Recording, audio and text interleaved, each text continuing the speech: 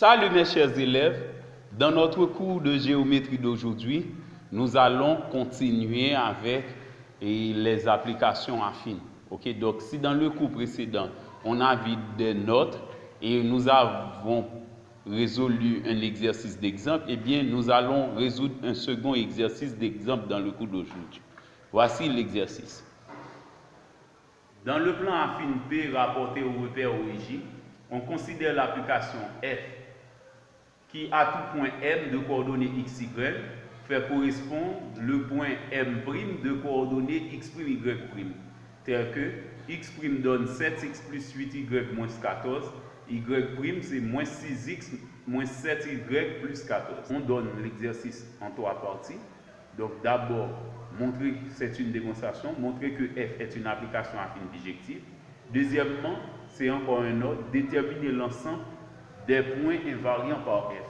Et troisièmement, ça c'est une question, l'application affine f est-elle involutive? Ou encore, f est-elle une application affine involutive? AA c'est application affine. F est-elle une application affine involutive?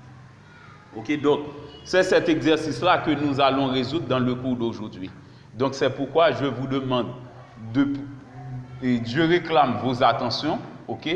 Et si vous n'êtes pas encore abonné à mon channel YouTube, je vous prie de bien vouloir le faire.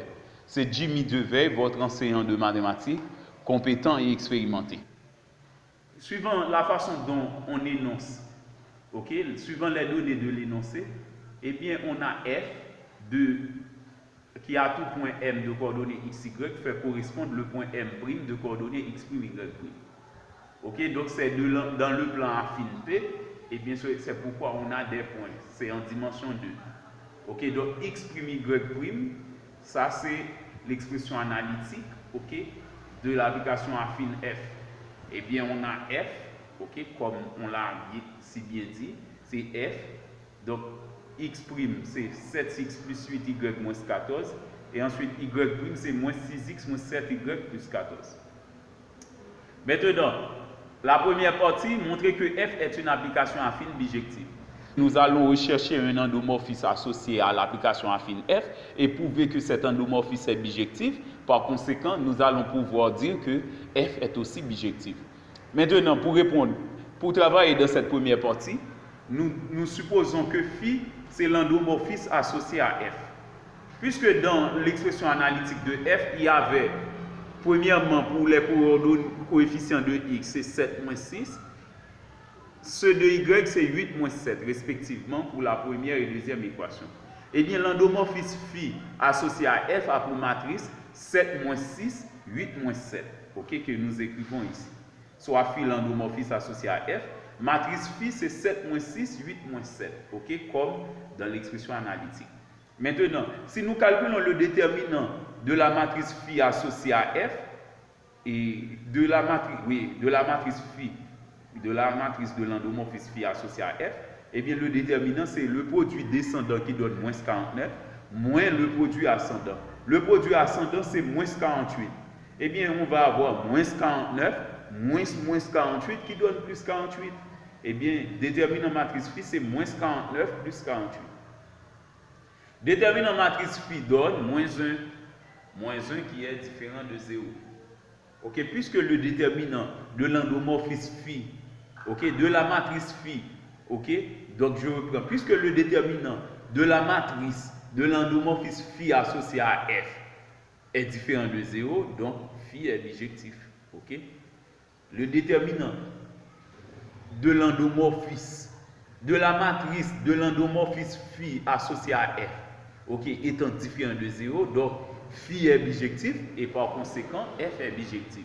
Ok, dès que matrice phi est égale à moins 1 qui est différent de 0, donc phi est bijectif.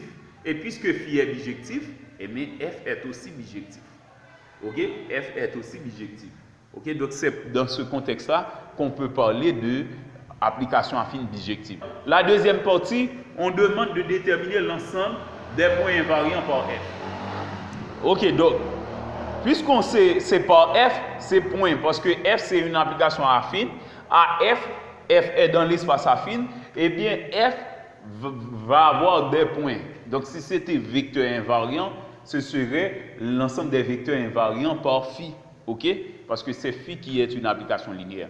Puisque f est une application affine, eh bien on va calculer l'ensemble des points invariants par f. OK? Donc, puisqu'on a déjà l'expression analytique de f, eh bien nous allons trouver tous les points pour image eux-mêmes. OK? Donc, de ce fait, puisqu'on a déjà x', y' comme image, eh bien, si on va calculer l'image de m, eh bien, puisque m va être invariant, eh bien, ça va donner m à nouveau. Prime va donner x, y' va donner y. OK? Donc, c'est pourquoi on a le système suivant. C'est x égale à 7x plus y moins 14. Y égale à moins 6x moins 7y plus 14. Maintenant, nous transposons tous les éléments du second membre de chaque équation dans le premier membre. OK, voilà. X moins 7, x moins 8y plus 14 égale à 0. 6x plus y plus 7y moins 14 égale à 0. C'est en transposant tous les éléments du second membre de chaque équation dans le premier membre. OK? OK, donc maintenant en réduisant, on a moins 6x moins 8y plus 14 égale à 0. 6x plus 8y moins 14 égale à 0. Donc si nous additionnons ces deux équations, on va avoir 0 égale à 0. Eh bien, qu'est-ce que cela signifie? Cela signifie que les deux équations sont identiques. Eh bien, puisque les deux équations sont identiques, eh bien, on va chercher l'équation commune. Eh bien, pour rechercher l'équation commune, nous mettons moins 2 en évidence dans la première équation et 2 en évidence dans la deuxième. Ça donne moins 2 facteurs de 3x plus 4y moins 7 égale à 0. Et dans la deuxième, c'est 2 facteurs de 3y moins 2 facteurs de 3x plus 4y moins 7 égale à 0. Dans la deuxième équation, c'est 2 facteurs de 3x plus 4y moins 7 égale à 0. Donc, comme vous voyez ici, on divise chaque terme ici par 2 et ici, chaque terme par moins 2. OK, c'est ce qui nous donne ce système. Maintenant, l'équation commune, comme nous pouvons le remarquer, c'est 3x plus 4y moins 7 égale à 0. Eh bien, en conclusion, l'ensemble des points invariants par f est une droite affine d'équation 3x plus 4y moins 7 égale à 0. OK, donc, on dit que c'est une droite, non pas parce qu'on a x et y uniquement dans l'équation, mais c'est parce qu'on était dans le plan. OK, c'était en dimension 2. OK, lorsqu'on est en dimension 2, lorsqu'on a ax plus by plus c égale à 0 en dimension 2, ça c'est l'équation d'une droite affine. Mais on pourrait avoir l'équation d'un plan de cette façon. Dans ce cas, le coefficient de z peut-être serait 0. Mais c'est parce qu'on est en dimension 2 qu'on peut identifier cette équation-là comme l'équation d'une droite affine.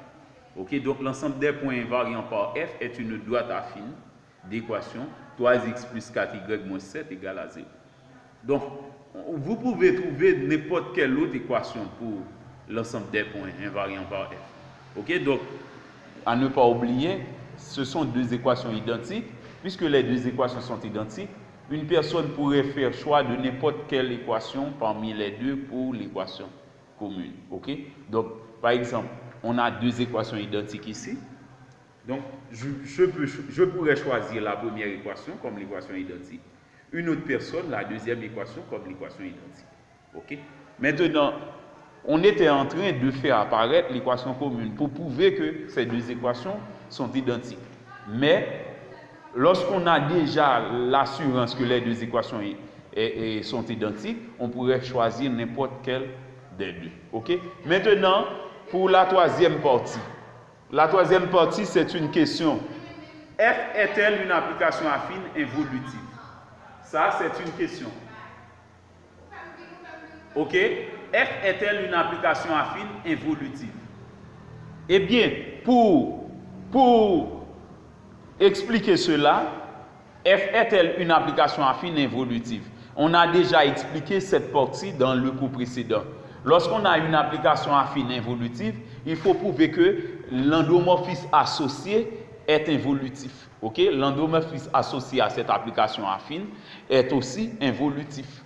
Eh bien, par exemple, c'est phi qui était l'endomorphisme associé à f. eh bien, nous allons prouver que phi est involutif. Et nous avons appris également que lorsqu'on a une application linéaire ou encore un endomorphisme involutif, plus précisément, lorsqu'on a un endomorphisme involutif, il faut que lorsqu'on multiplie la matrice de cet endomorphisme par elle-même, ça donne l'identité de l'espace vectoriel dans lequel se trouve cet endomorphisme. Ok, on était dans le plan affine P. Eh bien, puisque c'est le plan vectoriel qui va être associé à ce plan affine P, eh bien, nous allons prendre, puisque pour P, le plan affine, on a P entre deux parenthèses, eh bien, pour le plan vectoriel, nous allons mettre une petite flèche au-dessus de P pour identifier le plan vectoriel. Donc, nous allons prendre le soin de prouver que matrice phi par matrice phi donne l'identité de P vecteur, ok, c'est-à-dire du plan vectoriel P. Donc, il faut prouver que, il faut trouver matrice phi par matrice phi égale à identité d'ordre 2, ok, parce que c'est plan vectoriel. Eh bien, nous faisons matrice phi par matrice phi. Matrice phi par matrice phi. Voici matrice phi par matrice phi. C'est 7 moins 6, 8 moins 7 par 7 moins 6, 8 moins 7. Ok, on fait le produit 7, 8 par 7 moins 6. Ça donne 49 moins 48. Ok, ensuite 56 moins 56. Ok, c'est première ligne, première colonne, 49 moins 48. Première ligne, deuxième colonne, 56 moins 56. Maintenant, deuxième ligne, première colonne, c'est moins 42 plus 42. Deuxième ligne, deuxième colonne, c'est moins 48 plus 49. Maintenant, on réduit. 49 moins 48, 1. Moins 42 plus 42, 0. 56 moins 56, 0. Moins 48 plus 49, 1. Ok, donc vous voyez, matrice phi par matrice phi donne l'identité d'ordre 2. Ok, c'est l'identité d'ordre 2. Mais nous associons ça à P, le plan vectoriel P, puisqu'on était dans le plan affine P. Eh bien, matrice phi par matrice phi est égale à l'identité du plan vectoriel P. Eh bien, alors, F est une application affine involutive. C'était tout pour aujourd'hui. Donc, si vous avez des questions, ok, vous pouvez me les envoyer comme commentaire.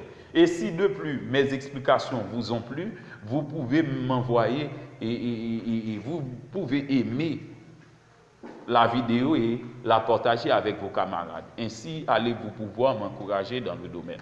Merci et à la prochaine.